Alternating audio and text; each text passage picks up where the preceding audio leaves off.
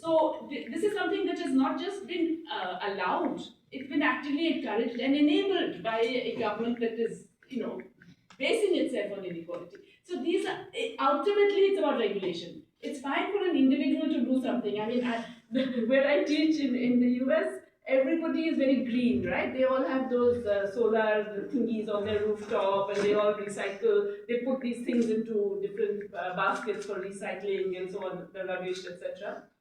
uh, they don't even realize that all the US waste anyway gets exported because people don't put things in the proper baskets ever, and so on.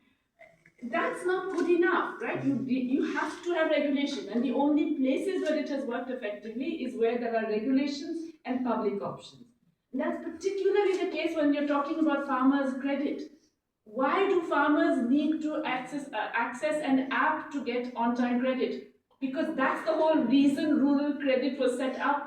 When bank nationalization happened, one of the purposes was to ensure that farmers get credit on time when they need it, in crop loans, in the form they need it, through banks that are sufficiently on the ground to realize what the farmers' needs are. An app is not going to be able to tell you that there's a particular crop that is ravaging the harvest this year, a particular pest, I'm sorry, that is ravaging the harvest, and therefore you have to get an immediate. Whereas if you have a local bank, they know. So we destroy a public system that could have delivered.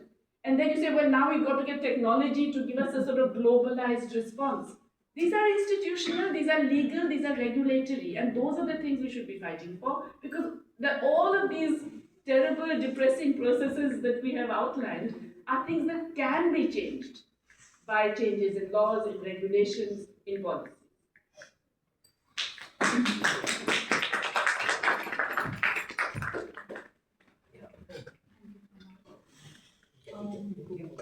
I know we have been here since 3:30, but I just need 2 more minutes. Thank you, of course, to the speakers for taking all the time, and all of you for taking again out of your very busy schedule to be here.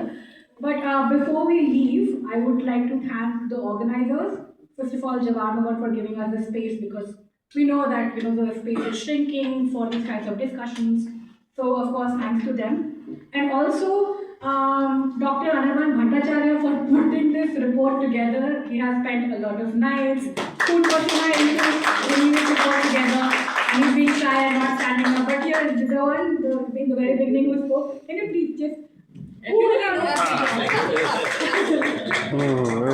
yeah, and of course,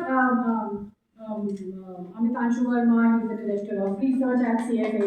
So I can see 40 people and Chaitanya and all of us are here. So just, thanks to all of you. Thanks.